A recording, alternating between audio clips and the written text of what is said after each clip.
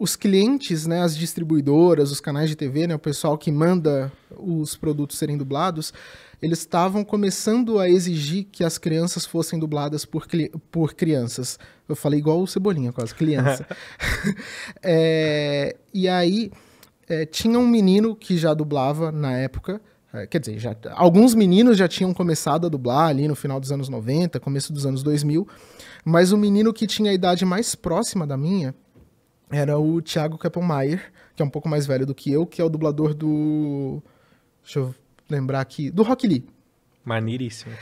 E na época que eu comecei a dublar, ele já estava entrando na adolescência, a voz dele estava começando a mudar, e ele estava começando a fazer outros papéis.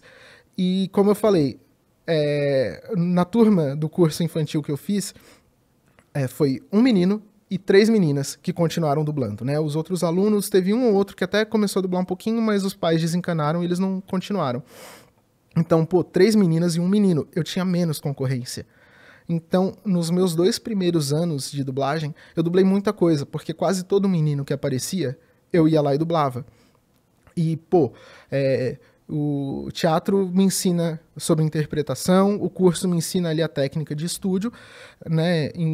E o meu professor foi o Leonardo Camilo, né? O estúdio ali era do Hermes Baroli, que era o Ceia. O meu professor foi o Leonardo Camilo, que era o Ike de Fênix. Então, 2 cavaleiros do Zodíaco.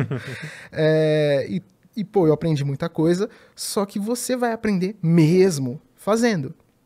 Então eu tive uma evolução muito rápida, né? Eu tive a oportunidade de evoluir mais rápido do que muitos colegas, porque eu tinha muito mais trabalho, né? Então foi uma coisa muito boa. E aí entraram outros meninos ali da mesma faixa que eu, mas depois de um tempinho.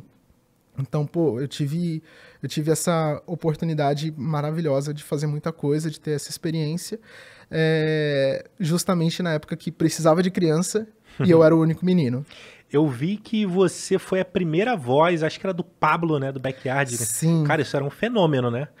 Pra mim, assim, eu não vivenciei o boom de Backyard, mas o meu sobrinho, quando nasceu, cara, ele nasceu em 2010, foi bem depois, mas ele consumia bastante. Como que foi isso? Você era uma criança, né, quando você dublou, Sim. né? Cara, eu fiz até vídeo no meu canal sobre isso, porque eu acho que é um dos trabalhos que mais me marcou. É muito louco isso, né? Porque na época, foi acho que em 2004, acho que 2005 ou 2004 que eu comecei a dublar Backyardigans, era o auge do Orkut, né? Como rede social. E eu tinha um perfil no Orkut administrado pelos meus pais. Então, crianças não tenham redes sociais. Se vocês tiverem redes sociais, que seja acompanhado dos seus pais. O papo foi dado. Porque, a internet é terra de ninguém, só que isso não é bom para as pessoas, né?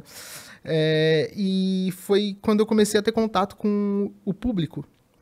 E claro, o meu público era infantil, eram crianças mais novas do que eu. Essas crianças não usavam a internet, pelo menos não para se comunicar. Era 2000 e quanto mesmo?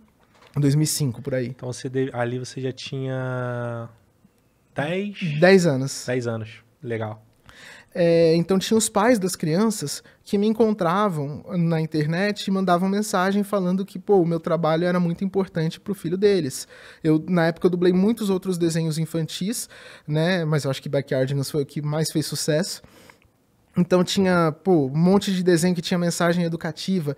E se você hoje em dia pede áudio para dublador, o dublador vai recusar, né? Ele vai falar, não posso te mandar áudio, por motivos de... Tem contrato que eu não posso ficar falando com voz de personagem, né? Porque eu não sou dono do personagem. E também porque se a pessoa grava áudio para uma pessoa, vai ter que gravar para todo mundo. Tem gente que vai usar isso para monetizar em rede social e, a pessoa tá ganhando em cima da sua voz e várias questões. Mas na época não tinha isso. Certo. Então, direto, alguém pedia áudio para mim e meu pai gravava. E eu já mandei áudio, assim, pedindo pra criança ouvir o papai e a mamãe pra escovar os dentes. E, cara, isso era uma coisa muito louca, esse contato com o público. E foi quando eu tive noção de que meu trabalho era muito importante, né? Mesmo sendo criança, eu falei, cara, isso aqui é muito importante, né? Muita gente vê isso. E o Backyardigans, mesmo tendo sido lançado ali na primeira metade da década retrasado, estamos velhos, Sim. foi reprisado por muito tempo, por Verdade. quase 20 anos. Então, assim, quem era criança da minha idade, conhecia. Quem era mais novo do que eu, conhecia. E continuou, assim, várias gerações de crianças foram assistindo Backyardigans. Então, sei lá, tem gente que tem 20 e poucos anos e me manda mensagem falando: cara, você era a voz do Pablo, você fez minha infância. Eu, tipo, meu Deus, eu tenho só 30 anos, cara, não fala assim. E foi muito louco, né? Porque eu quase não fui a voz do Pablo. Sério? O que Porque rolou? Backyardigans seria exibido pela Nickelodeon no Brasil. Porque é produzido pela Nickelodeon lá fora e tal. E aí eu fiz teste num estúdio de dublagem. E aí eles, eu não sei o que rolou, cancelaram a exibição do desenho aqui na América Latina pela Nickelodeon. Fizeram alguma negociação lá que passou pra Discovery. E foi pra Discovery Kids. Só que na época eu dublava muito desenho da Discovery Kids. E eles falaram assim: vamos evitar a voz do Pedro, porque ele tá em vários desenhos. Eu até fiz teste, mas o pessoal do estúdio falou: a gente não vai enviar o teste do Pedro, tá? A gente repensou aqui porque ele já faz muita coisa. Só que o menino que passou no teste era um menino muito novinho, ele não sabia ler. E, cara, o estúdio tem tempo, você tem que entregar o trabalho. Tudo bem, é uma criança e tudo mais. Crianças demoram mais para fazer o trabalho, mas ainda assim você tem que respeitar o prazo. Aí eles conversaram com o cliente e o cliente falou: tá bom, chama o Pedro. E aí eu fui lá e fiz o Pablo. Então, tipo, quase não foi.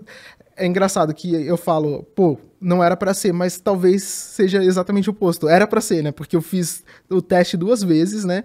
E 2 vezes eu fui impedido de dublar Backyardigans e no final fui eu mesmo. Ué, tu curtiu o conteúdo que tu acabou de assistir? Então deixa teu comentário aí, curte e compartilha com teus amigos pra geral ficar no hype. Não esqueça de seguir @HypeTalksBR em todas as redes sociais. Valeu? Tamo junto e até a próxima.